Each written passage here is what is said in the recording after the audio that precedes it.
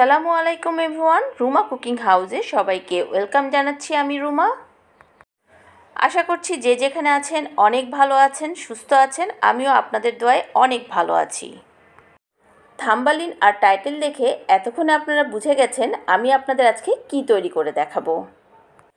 হ্যাঁ বন্ধুরা, আমি আজকে আপনাদের তৈরি করে দেখাবো চিলি ফ্লেক্স। মাত্র একটি উপকরণ দিয়েই এই চিলি ফ্লেক্স কিন্তু বাসায় খুব সহজেই তৈরি করে নেওয়া যায়। দেশি বিদেশি নানা রকম খাবারেই কিন্তু আমরা এই চিলি ফ্লেক্স ব্যবহার করে থাকি। আর এই চিলি ফ্লেক্স কিন্তু যে কোনো শপিং মলে পাওয়া যায়, আমরা খুব চড়া দামে কিনে নিয়ে এসে থাকি। আর এটা মাত্র একটি উপকরণ দিয়ে তৈরির কারণে আমরা বাসায় খুব সহজেই এই চিলি ফ্লেক্সটা তৈরি করে নিতে পারি। আর যেহেতু সামনে রমজান মাস এসে গেছে, এই চিলি ফ্লেক্স কিন্তু আমাদের অনেক কাজে লাগবে। একবারে বেশি করে তৈরি করে কিভাবে সারা বছর সংরক্ষণ করে রাখবেন এই চিলি ফ্লেক্স, সব কিছুই আজকে এই ভিডিওর মধ্যে আপনাদের সাথে আমি শেয়ার করব।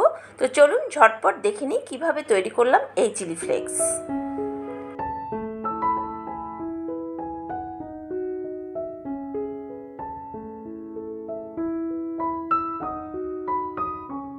এই চিলি ফ্লেক্সটি তৈরি করতে একটি উপকরণ লাগবে, সেটি হচ্ছে শুকনো মরিচ।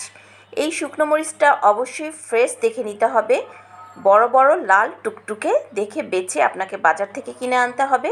আমি এখানে 100 গ্রামের একটু বেশি শুকনো মরিচ নিয়ে নিয়েছি। আর এই শুকনো মরিচ আপনারা যদি রোদে শুকিয়ে নিতে পারেন সেটাও হবে, আর রোদে যদি শুকিয়ে না নিতে পারেন তাহলে আমি আপনাদেরকে চুলোয় এটাকে ভেজে কিভাবে চিলি ফ্লেক্স তৈরি করতে হয় সেটাই দেখাবো। তো এই তো আমি একটি শুকনো কড়াই বসিয়ে দিয়েছি চুলোতে, আর এখানে আমি সামান্য কিছু শুকনো মরিচ নিয়ে নিলাম। এখন এটা খুব ভালোভাবে টেলে নেব এই শুকনো কড়াইয়ের মধ্যে। আর চুলোর ফ্লেমটা অবশ্যই মিডিয়াম টু লোতে রেখে ভাজতে হবে, বেশি জোরে দেওয়া যাবে না।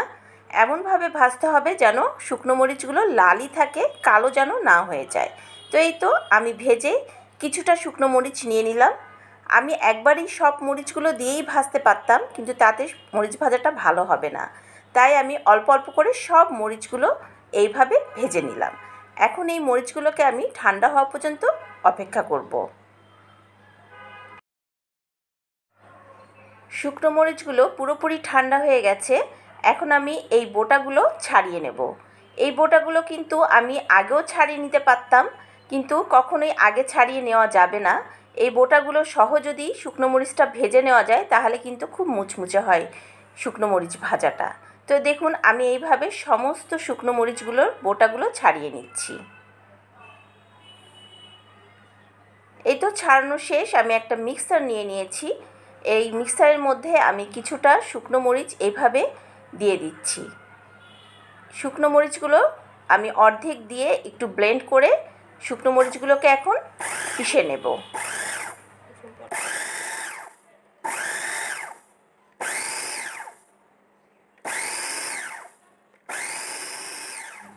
এই দেখুন আমার চিলি ফ্লেক্সগুলো কিন্তু তৈরি করা হয়ে গেছে। দেখুন কতটা সুন্দর হয়েছে, এরকম আধা ভাঙা হবে, একদম পুরো কিন্তু মিহি হবে না। তো আমি আপনাদের একটি প্লেটে ঢেলে দেখাচ্ছি।